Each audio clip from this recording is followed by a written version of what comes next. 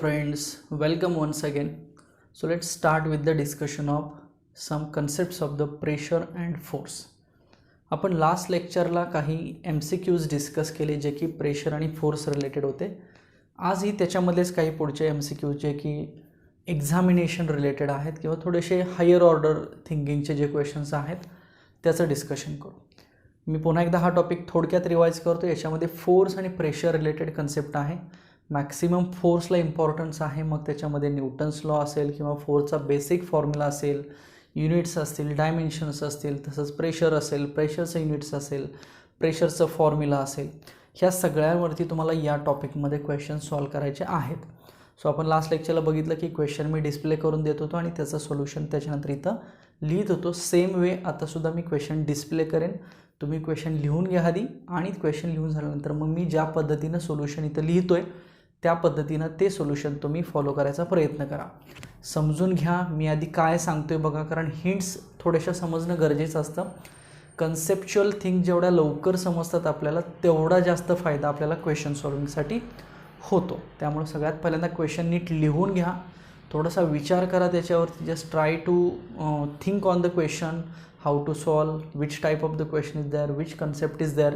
Just try to think and then try to solve. Definitely will get the answer. Okay, थोडंसं अशा पद्धतीनं जायचा प्रयत्न आपण करूया.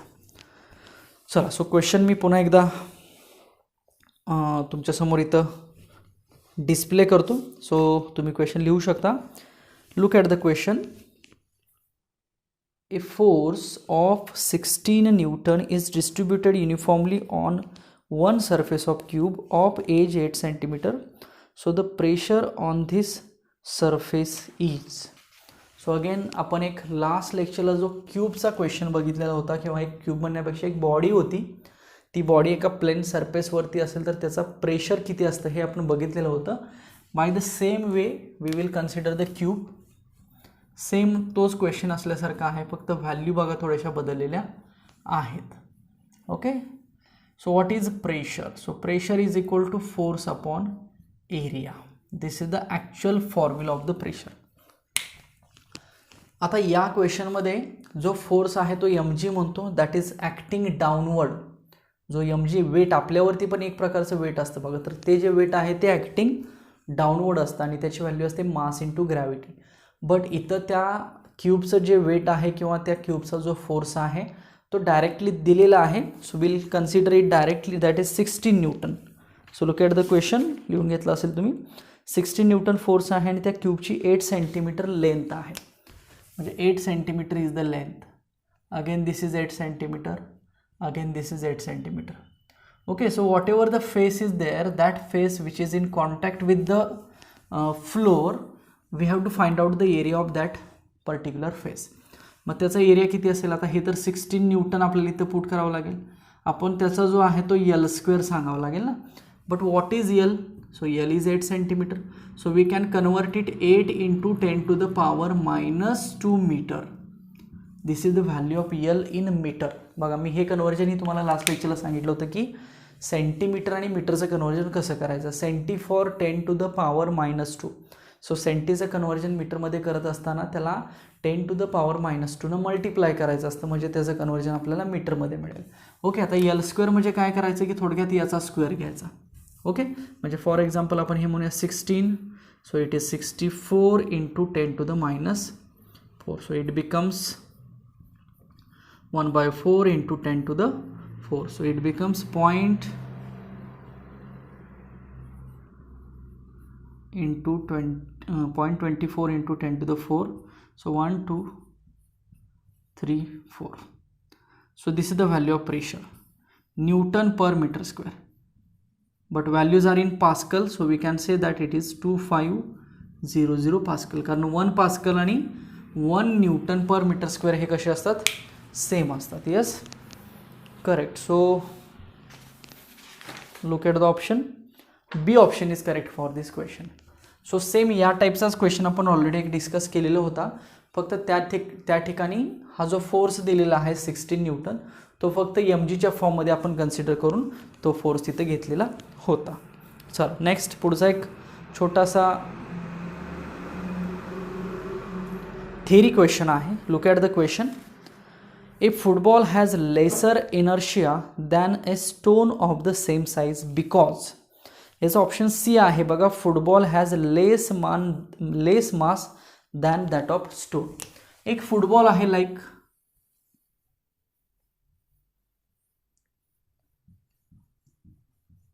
let us consider this is the football and the size, only size matter is same. या दोघांची size कशी आहे, सेम आहे. बट मला जर सांगा साईज जरी सेम असली तरी मास सेम असेल का नाही, no, mass is not same. Okay, we can say that size is same. Okay, this equal sign is for size. So by particular concept of the size we can say that these are in equilibrium or size मध्ये दोन्ही same आहेत असं म्हणूया. But mass मध्ये same असतील का नाही, तर मास कुणाचं जास्त असेल, हा जो स्टोन आहे त्याचं मास जास्त असेल. बरोबर, स्टोन म्हणजे काय, तो जो स्टोन आहे त्या साईजचा त्याचं मास जास्त असेल. ओके, मग स्टोनचं मास जास्त असेल तर स्टोनचा एनर्शिया पण कसा असेल, जास्त असेल. कारण एनर्शिया काय रिप्रेझेंट करतो, mass of the body represent करतो. So mass is directly proportional to inertia म्हणूया. मग कुणाचा एनर्शिया जास्त असेल तर साहजिकच स्टोनचा एनर्शिया जास्त असेल. मग स्टोनचा एनर्शिया जास्त आहे की नाही हे ऑप्शनमध्ये आहे का बघायचं. पण त्याच्यापेक्षा सी ऑप्शन बघा, football has less mass than that of force. What is M1? This M1 is nothing but the mass of football. Mass of football. So look at this condition. So mass of football is absolutely less than the mass of the stone. म्हणजे थोडक्यात inertia ज्याचा कमी त्याचं मास पण कमी असणार आहे. कारण मास आणि इनर्शिया एकमेकांना कसे प्रपोर्शनल असतात. आपण इनर्शियाची डेफिनेशन पण बघितली होती की जो मासचा पार्ट आहे तो ॲज अ इनर्शिया म्हणून असतो. ओके, सो मासचं जे काम आहे ते ॲज अ इनर्शिया म्हणून प्ले होतं. So we can say that if there is a more mass, more inertia by the body. If there is a less mass, less inertia by the body. So आपण इथं म्हणूया की फुटबॉलचं जे मास आहे ते लेस असेल, म्हणून याचा ऑप्शन कुठला असेल, सी असेल बघा. ठीक आहे, चला इथपर्यंत हे लिहून घ्या. आपण पुढचा क्वेश्चन बघूया. Okay, look at the question. A machine gun of mass 10 kg fires 20 gram bullets with speed of 500 meter per second at the rate of 10 bullets per second. To hold the gun steady in its position, how much force is necessary? So gun आहे, गनचं मास आहे 10 kg. So let us consider capital M is the mass of gun. याला आपण 10 kg म्हणूया. आता actual movement कोणाची होणार आहे, बुलेटची, ज्याला आपण स्मॉल एम म्हणू. So small M is the mass of the bullet. So what is small M, 20 gram. But मला सांगा ग्रॅम हे कसलं युनिट आलं, CGS युनिट आलं ना, centimetre gram second. So CGS आहे, बट आपल्याला स्टँडर्ड पाहिजे. सो CGSचं कन्व्हर्जन कशात करावं लागेल, स्टँडर्ड करावं लागेल. So how to, what is standard unit of the mass, kg ना. सो याचं kg मध्ये कसं कन्व्हर्जन होतं माहीत आहे. सो हे 20 लिहितो मी, इथं मी kg लिहिला बघा. सो इथं k लिहिला म्हणून याला k डिवाइड होणार आहे. आणि तुम्हाला माहिती आहे k म्हणजे कोण असतो, केचं नाव ठेवलेलं आहे, k is nothing but 10 to the power 3. Nomenclature किंवा हे मेट्रिक सिस्टीम आहे. याच्यामध्ये जसं सेंटीला आपण काय म्हणतो 10 to the power -2, तसं किलोला म्हटलं जातं 10 to the +3. मिली असेल तर 10 to the -3 असतं. मायक्रो असेल तर 10 to the -6 असतं. नॅनो असेल तर 10 to the -9 असतं. +6 असेल तर 10⁻⁶ असतं. +9 असेल तर 9 असेल तर गिगा असतं. 12 असेल तर टेरा असतं. एवढ्या सगळ्या पॉवर्स आहेत, अगदी 24 पर्यंत आपण पॉवर सांगू शकतो. सो के म्हणजे किती, 10ची 3री पॉवर, लक्षात ठेवा. ओके, सो मी इथं के लिहिला, इथं केलेला, केला के जाणार आहे, शेवटी 20 ग्रॅमच राहील ना. बट आपल्याला हे kg पाहिजे होतं म्हणून ह्या केनं याला काय केलं आपण, डिवाइड केलं. So it becomes 20 × 10 to the -3 kg. बघा हा के म्हणजे काय, 10 to the +3 आहे ना. सो तो जर वरती आला तर तो काय होणार आहे, -3 होणार. सो हे कुणाचं मास मिळालं, त्या बुलेटचं मास मिळालं. That is small M. Next, बुलेटची व्हेलॉसिटी दिलेली आहे 500 मीटर पर सेकंड. सो मी लिहितो v is equal to 500 metre per second. Next आपल्याला नंबर ऑफ बुलेट्स असं म्हटलेलं आहे. Number of bullets 10 per second. Okay, so number of bullets 10 per second, number of bullets fired 10 per second. So we have to find out the force. So by the laws of motion, second law of motion, what is the definition of force? So force is equal to dp upon dt. हे माहिती आहे का बघा तुम्हाला आता. What is mean by P? P is nothing but linear momentum असतं बघा. पीचा अर्थ काय असतो? P is nothing but linear momentum. आणि लिनियर मोमेंटमचा फॉर्म्युला काय असतो माहिती आहे? What is a formula of the linear momentum? Mass into velocity. Okay, so we can put here. So therefore F is equal to D by D T into mass into velocity. So हे काय होणार? हे मास आणि हे D V upon D T होणार थोडक्यात. ठीक आहे. आता मला सांगा, हे ॲक्च्युली जर एकदा बुलेट आपण फायर केली तर आपण हा फोर्स असा फाइंड आउट करतोय म्हणूया. बट 10 बुलेट्स आहेत बघा, number of bullets 10 per second, म्हणजे तेवढ्या क्वांटिटीनं फोर्स पण वाढेल ना. म्हणजे आपण याला असं म्हणूया N M D V upon D T असं म्हणूया. What is mean by N? 10 per second, किंवा नंबर ऑफ बुलेट्स किती आहेत? 10 आहेत. ओके, सो number of bullets per second किती आहेत? 10 आहेत. What is mass? 20 into 10 to the -3. आणि what is velocity? It is 500. So let us 1 2 3 हे ह्याला कॅन्सल होईल. सो 10 इंटू 2 इंटू 5 राहील बघा. So 20 into 5. So how much? It is 100. So force is, that's why it is in newton. बघा, हे अशा पद्धतीने सॉल्व करायचं आहे. सो काय काय म्हटलं मी? न्यूटनचा जो सेकंड लॉ ऑफ मोशन आहे, that is force is equal to mass into acceleration. तो लॉ म्हणजेच काय? Force is equal to D P upon D T. Actually हे बघा, एम इंटू हे ॲक्सेलरेशन आहे ना, D V upon D T acceleration असतं. सो तोच लॉ आपण force is equal to mass into acceleration असंही सांगू शकतो. किंवा तो लॉ आपण force is equal to rate of change of linear momentum with respect to time असंही सांगू शकतो. सो त्या फॉर्म्युल्यानं जरी सोडवलं आपण तरीसुद्धा चालू शकेल.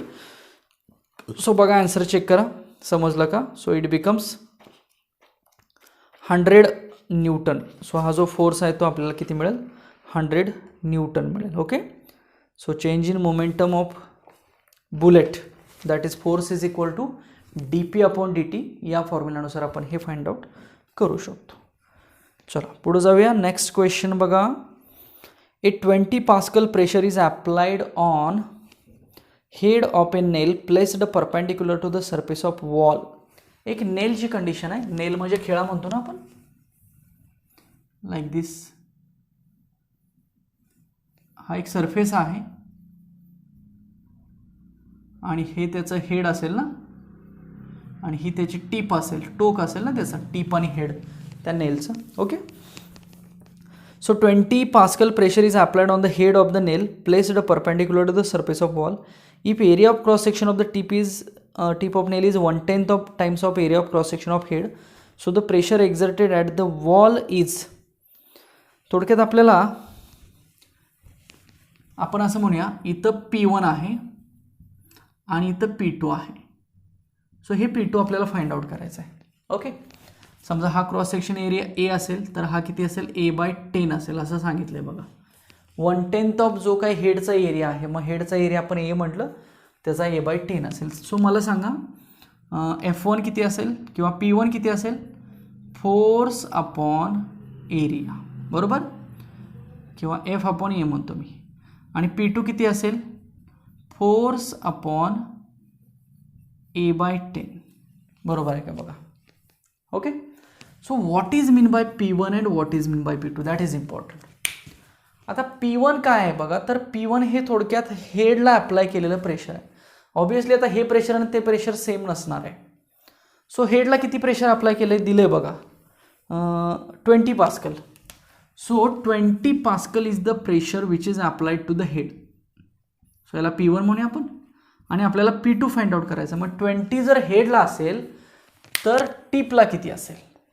ओके, आता मला सांगा, what is relation between pressure and area? इथे बघू शकता तुम्ही, what is relation between pressure and area. So it is inversely proportional. Pressure आणि एरियामध्ये रिलेशन कसं आहे, इन्व्हर्सली प्रोपोर्शनल आहे. याचा अर्थ बघा, जेवढा छोटा एरिया असेल तेवढा प्रेशर जास्त अप्लाय होऊ शकतं. आता हा एरिया मोठा दिसतोय, हे प्रेशर कमी असेल.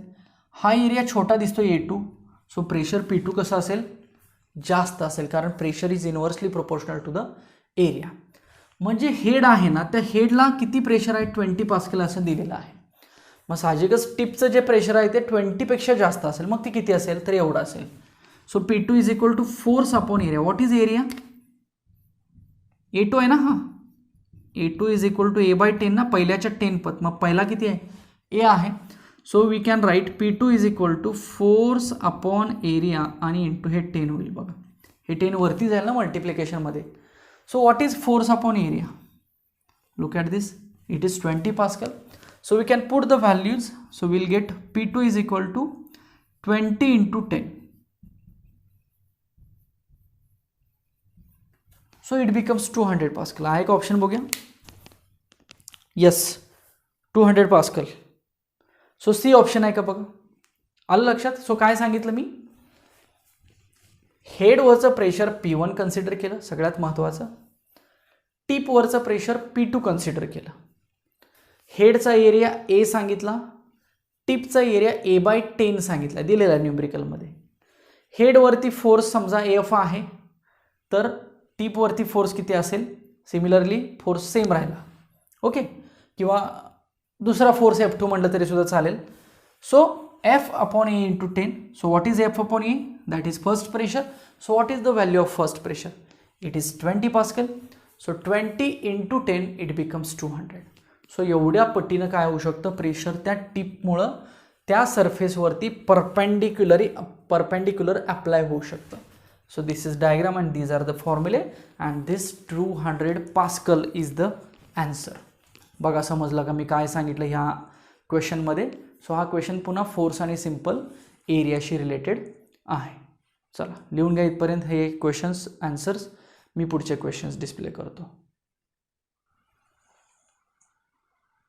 चला नेक्स्ट क्वेश्चन बघा.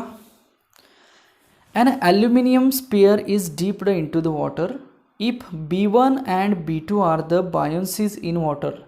म्हणजे अपथ्रस्ट फोर्स म्हणलो तुम्ही in water at 0 degree Celsius and 40 degree Celsius respectively. Then so तुम्हाला त्या दोन फोर्सेसमधलं थोडक्यात काय करायचं आहे, कंपॅरिझन करायचं आहे. चला आता आपण बघूया की ॲल्युमिनियम स्पेअर आहे तो वॉटरमध्ये डीप केला आणि B1 आणि B2 दोन हे बायंड फोर्स म्हटलेले आहेत. समजा हे वॉटर आहे आणि त्याच्यामध्ये मग एक ॲल्युमिनियम स्पेअर आहे तो डीप केलेला आहे. ओके, आता B1 अँड B2 असे दोन बायन्सीस किंवा दोन फोर्सेस आहेत असं सांगितलेलं आहे. दोन सेपरेट टेम्परेचरला, एक आहे 0 डिग्री सेल्सिअसला आणि एक आहे 40 डिग्री सेल्सिअसला. ठीक आहे, आता हे टेम्परेचर बदलतं. एकदा टेम्परेचर 0 आहे तेव्हाचा फोर्स B1 असेल खालून वरती, आणि त्या वॉटरचं टेम्परेचर वाढवलं तर फोर्स काय असेल, B2 असेल.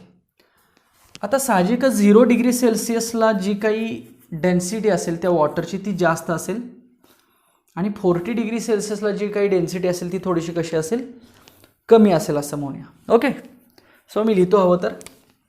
So for 0 degree Celsius ρ1 is the density and for 40 degree Celsius ρ2 is the density. And what is the relation between ρ1 and ρ2? That is ρ1 is directly proportional to the ρ2. Okay, मी हे density मधलं comparison आधी करून ठेवलं. आता मग आपण density आणि buoyant force मधलं कंपॅरिझन करून बघूया. तर जनरली फोर्स म्हणजे काय लिहितो आपण, we can define force is equal to weight or we can say that force is nothing but weight.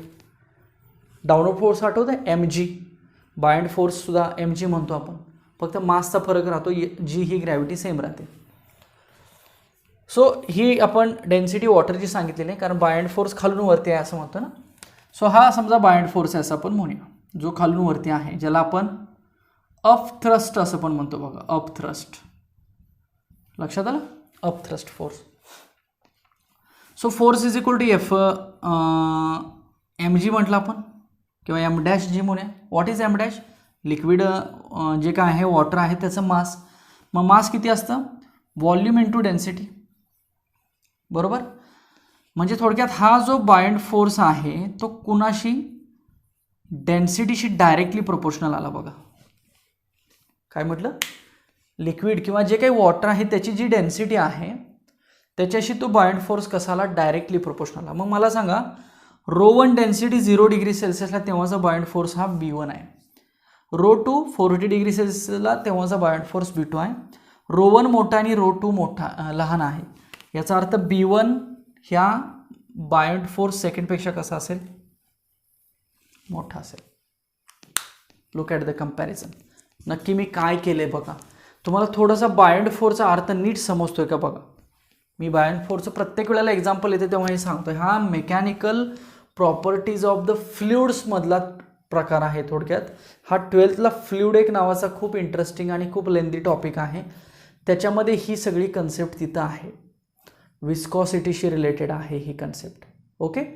तर त्या ठिकाणी जो थेरम आहे, स्टोक्स थेरम एक आहे, त्या ठिकाणी त्या थेरममध्ये बायंड फोर्स म्हणजे थर्स्ट अपवर्ड फोर्स जो की त्या एखाद्या एखाद्या बॉडीवरती ॲक्ट होतो जेव्हा ती बॉडी त्या फ्लुइडमध्ये डीप केली जाते एका terminal व्हेलॉसिटीनं.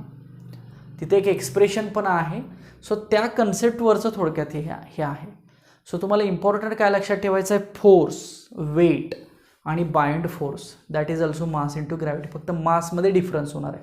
Again mass is nothing but volume into gravity. So we can say that buoyant force is directly proportional to the gravity, and if gravity for 0 degree Celsius is greater than gravity for 40 degree Celsius, then absolutely we can say that the buoyant force for 0 degree Celsius is greater than buoyant force for 40 degree Celsius. So याचा बी option असेल बघा या क्वेश्चनचा. Next पुढचा question बघा मी display करतो. A force acting on an object of mass 500 gram changes its speed from 200 centimeter to 0.2 meter per second. So change in momentum is. खूप सोपा question आहे. मास दिलेला आहे 500 gram.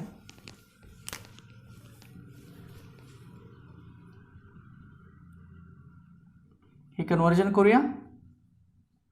500 into 10 to the -3 gram kg म्हणजे त्याला 0.5 म्हटलं तरी पण चालेल ना. हे -3 ॲडजस्ट करायचं असेल तर मला पॉईंट लेफ्टला 3 डिजिटनं शिफ्ट करावं लागेल +3ची ॲडजस्टमेंट. सो हे मास दिलेलं आहे. सिम्पल केजीमध्ये आपण करून घेतलं. पुढं changes its speed from 200 to 200 centimetre per second म्हणजे आपण ह्याला हवं तर V1 म्हणू. 200 सेंटीमीटर पर सेकंड टू 0.2 आहे का बघा. Yes 0.2 metre per second. आता मी काय करतो याला मीटर पर सेकंड कन्वर्ट करतो. सो हे कसं होईल 200 इंटू 10 to the -2 आणि हे मीटर पर सेकंड. फक्त आता हा -2 आपल्याला ॲडजस्ट करायचा आहे. -2 ॲडजस्ट करायचं असेल तर +2 करावं लागेल बरोबर. मग +2 म्हणजे काय लेफ्टला 2 डिजिट्सनं म्हणजे ह्याची व्हॅल्यू येणार आहे 2 metre per second. Okay. So this is the value of velocity. Let us consider V1. Now we have to calculate the change in momentum is. Change in momentum कसं लिहायचं? P2 - P1 लिहितो ना आपण.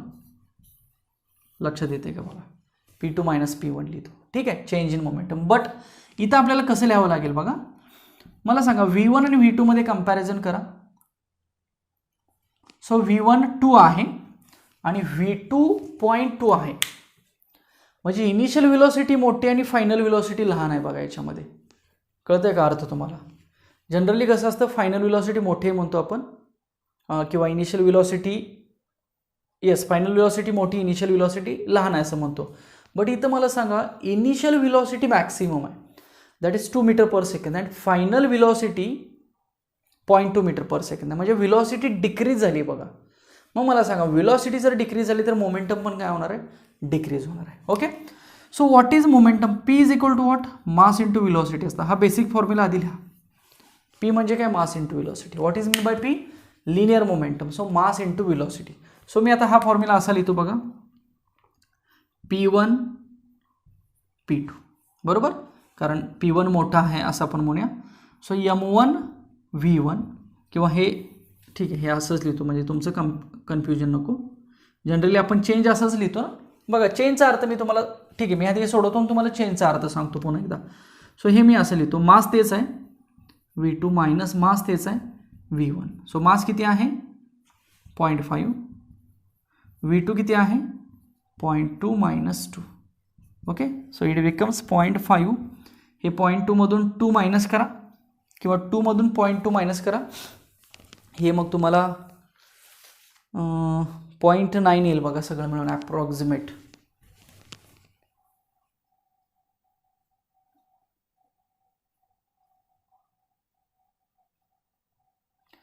So 2 minus 0.2, so 8, 1.8 असं येईल हे. So 18×90 0.9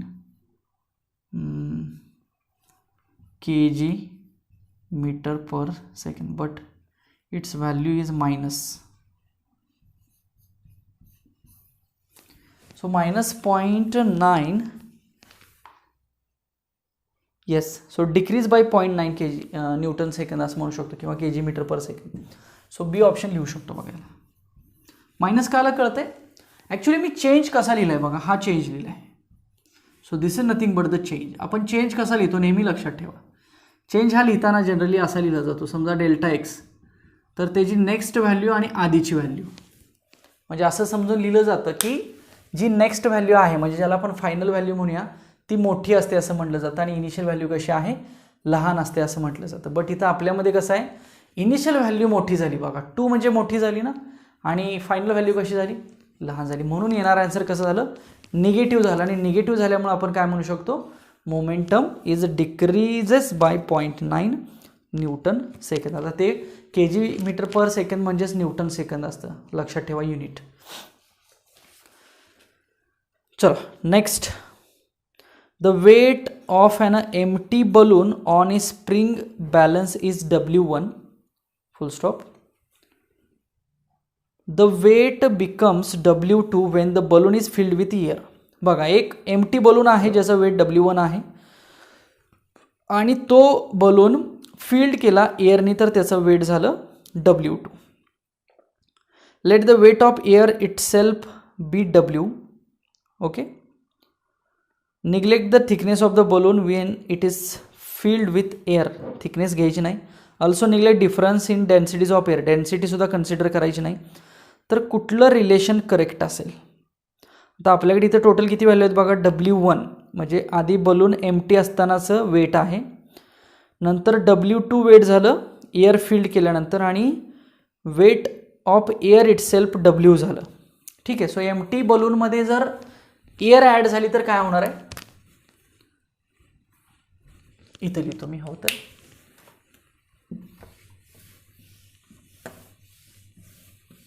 बघा W1 हे आपलं एम्प्टी बलून आहे ना, हा असा एक, बरं ठीक आहे, एम्प्टी बलून हा असा असेल ना एम्प्टी, त्याचं वेट W1 आहे. ओके, याच्यामध्ये एअर फिल करायची, एअरचं वेट किती आहे W आहे, तेव्हा बलून काय होणार आहे, बलून ब्लो होणार आहे.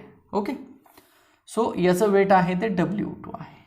Okay, so just we can say that W2 is equal to W1 plus W तर म्हणू शकतो आपण, एवढं तरी नक्की आहे.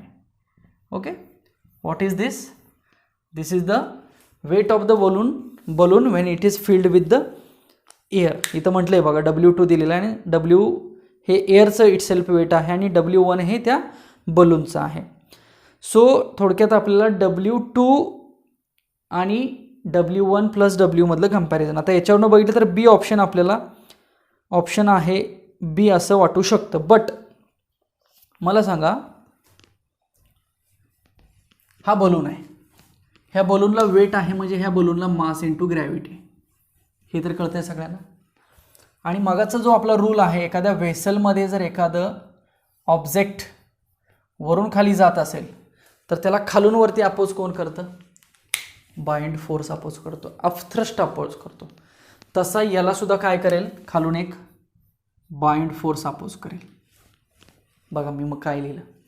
So W2 is what? वरून आलेलं वेट. सो वरून आलेलं वेट बॅलन्स झालं ना. कुणी बॅलन्स केलं? त्या बलूनच्या, म्हणजे बलून इटसेल्फ प्लस एअर त्याच्यामधली, आणि बाइंड फोर्सनं त्याला अपोजिशन केलं. मग आता याच्यावरून मला सांगा, याची व्हॅल्यू ही मायनस हे, म्हणजे ही जी व्हॅल्यू आहे ती ऑब्वियसली याच्यापेक्षा कमी येणार आहे. बघा लक्षात आलं का? बघा. So I think this will be the yes. A option आहे का? Yes. So W2 is less than W1 plus W. So ही जी कन्सेप्ट आहे ना बाइंड फोर्सची किंवा अपथ्रस्टची कन्सेप्ट आहे, त्याच्यावरचंच हे एक्झाम्पल आहे. So we can say that W2 is less than W1 plus W. बघा काय सांगितलं. सो हे ॲव्हरेज एवढेच टाईप आहेत बघा. म्हणजे या टाईपमध्येच सगळा टॉपिक फिरतो आहे, फोर्स आणि pressure.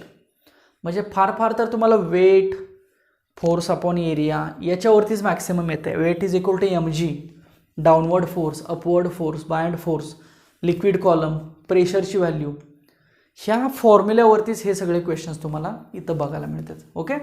So again these are the questions which are related with the pressure and force. तर मी जे काही इम्पॉर्टंट आणि जे काही हायलाइटेड क्वेश्चन्स होते तेवढे फक्त इथं डिस्कस करण्याचा प्रयत्न केलेला आहे. जो काही अदर एक्झरसाइज आहे तो तुम्ही स्वतः ट्राय करू शकता. जेवढं जास्त प्रॅक्टिस कराल तेवढं तुमचं प्रॅक्टिस जास्त होणार आहे आणि तुम्हाला एक्झामिनेशनला त्याची जास्त हेल्प होणार आहे. त्यामुळं तुम्ही स्वतः एक्झरसाइजेस ट्राय करा.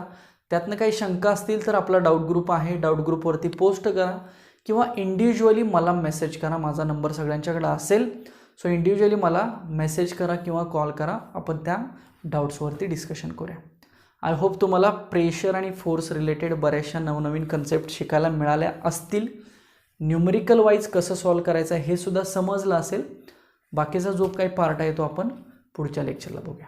ओके. सो हा पार्ट व्यवस्थित स्टडी करा, सगळा एकदा लिहून घ्या, क्वेश्चन आन्सरिंग करा, त्याच्यावरती विचार करा आणि याच्या रिलेटेड जे काही अदर एक्झरसाइजेस आहेत ते मग सॉल्व करा. मग काही याच्यामधून जर शंका असेल तर मग डेफिनेटली विचारा. आपण भेटूया पुढच्या लेक्चरला. Thank you so much.